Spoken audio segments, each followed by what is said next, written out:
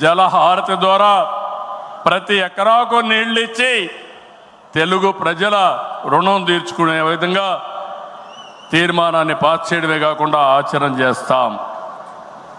భవిష్యత్తులో వచ్చే green energy, అదే మరి గ్రీన్ హైడ్రోజన్, అదే మరిగా అనేక ఇండస్ట్రీస్ని నాంది పలుకుతాం.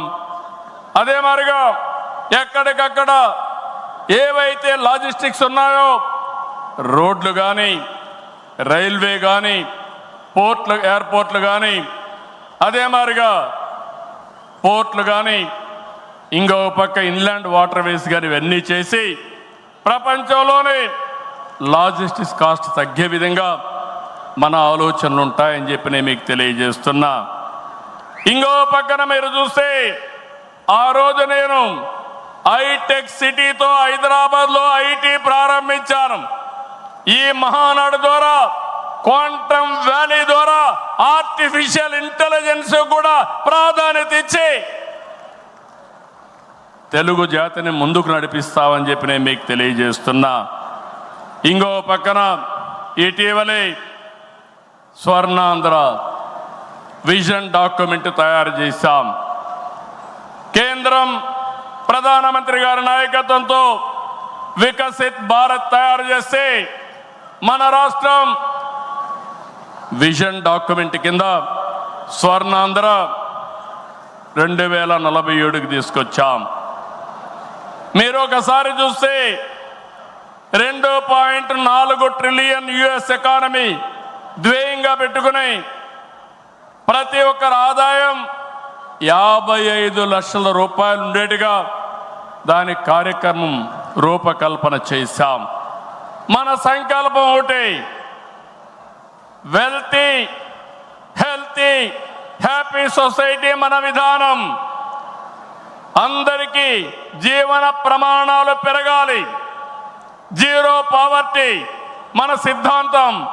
2047కి జీరో పావర్టీ సాధించి దేశానికి ఒక దిశ నిర్దేశిస్తామని చెప్పి నేను మీకు తెలియజేస్తున్నా. ఆ తర్వాత P4 ద్వారా ఆర్థిక అసమానతలు తగ్గించే విధానానికి శ్రీకారం చుడతాం. దానికి కూడా ఈ కడప మహానాడులో చర్చ చేసి ముందుకు తీసుకుపోతాం. అందరూ ఆర్థిక అసమానతలు తగ్గించి ఆరోగ్యంగా, ఆనందంగా ఉండడం మన విధానం అని చెప్పి కూడా నేను మీకు తెలియజేస్తున్నా. ఇలాంటివన్నీ మీరు చేయడానికి రాబోయే 10 సంవత్సరాల్లో రాష్ట్ర ఆర్థిక పరిస్థితే కాదు, మనం అనుకున్న విధానాలన్నీ చేసి ఆటో పైలట్లో పెట్టే బాధ్యత మనదని చెప్పి నేను మీకు తెలియజేస్తూ, అలాంటి మహత్తర కార్యక్రమానికి ఈ కడప వేదిక కావడం, చరిత్రలో చిరస్థాయిగా రాసుకోవడానికి మనం అందరం కూడా ఇక్కడ సమావేశమయ్యాం. దీని ద్వారా ప్రపంచంలోనే తెలుగు జాతి నెంబర్ 1గా ఉండేట్టుగా చేసే బాధ్యత మన అందరిది అని చెప్పి మరొకసారి విజ్ఞప్తి చేస్తున్నా. ఇవన్నీ చేసుకుంటూనే మీరు ఒక్కసారి చరిత్ర కూడా ఒకసారి చూస్తే కొన్ని కీలక అంశాలపై అందరికీ అవగాహన ఉండాలి. రాజకీయ అవినీతిని ప్రజలు పట్టించుకోరని అపోహలున్నాయి, కానీ ఇది నిజం కాదు. అందుకే అవినీతిపై టీడీపీ ఎల్లప్పుడూ పోరాడుతూనే ఉంటుంది. పోరాడాం, మళ్ళీ పోరాడుతూనే ఉంటాం. 4 దశాబ్దాల ప్రయాణంలో అవినీతి పైన రాజీ లేని పోరాటం చేసిన ఏకైక పార్టీ తెలుగుదేశం పార్టీ. ఉమ్మడి రాష్ట్రంలో మీరు ఒకసారి చూస్తే 84లో ప్రజాస్వామ్య పరిరక్షణ ఉద్యమం నుంచి నిన్నటి వరకు విధ్వంస పాలన వరకు మరువలేని పోరాటాలు చేసిన పార్టీ తెలుగుదేశం. ఉమ్మడి రాష్ట్రంలో రాజా ఆఫ్ కరప్షన్ అనే పేరుతో లక్షల కోట్ల అవినీతిపై తెలుగుదేశం పోరాటం నిజమని సిబిఐ వంటి దర్యాప్తు సంస్థలు ఆ తర్వాత తేల్చే పరిస్థితికి వచ్చారు. అది మన క్రెడిబిలిటీ. మనం ఎప్పుడు కూడా ఆరోపణలు చేయం. వాస్తవాల్ని దృష్టిలో పెట్టుకొని ఎవరు ఎక్కడ అవినీతి చేసినా చివరి వరకు పోరాడిన ఏకైక పార్టీ తెలుగుదేశం పార్టీ.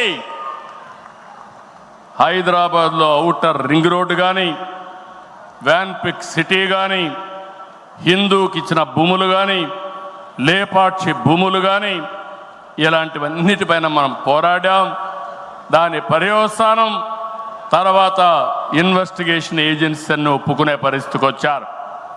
ఓబులాపురం ఆక్రమ మైనింగ్పై మనం చేసిన ఉద్యమం నాడు దేశంలోనే ఒక సంచలనం. ఓబులాపురం ఆక్రమాలు నిజమని 10 ఏళ్ల తర్వాత కోర్టులు కూడా గుర్తించాయి. నిందితులకు శిక్షలు వేశాయి. మనం చేసిన ప్రతి పోరాట ఫలితం నేడు కళ్ళ ముందర కనపడుస్తుంది. అది తెలుగుదేశం ప్రత్యేకతని మరొక్కసారి విజ్ఞప్తి చేస్తున్నా. గతంలో ప్రభుత్వాలు చేసిన అవినీతి ఒక ఎత్తు అయితే వైసీపీ ప్రభుత్వ అక్రమాలు మరొక ఎత్తు. కూటమి ప్రభుత్వం అధికారంలోకి వచ్చిన తర్వాత విధ్వంస పాలకుల స్కాముల లెక్క పెడుతున్నాం. ఇన్వెస్టిగేషన్కి ఆర్డర్లు ఇచ్చాం. తప్పకుండా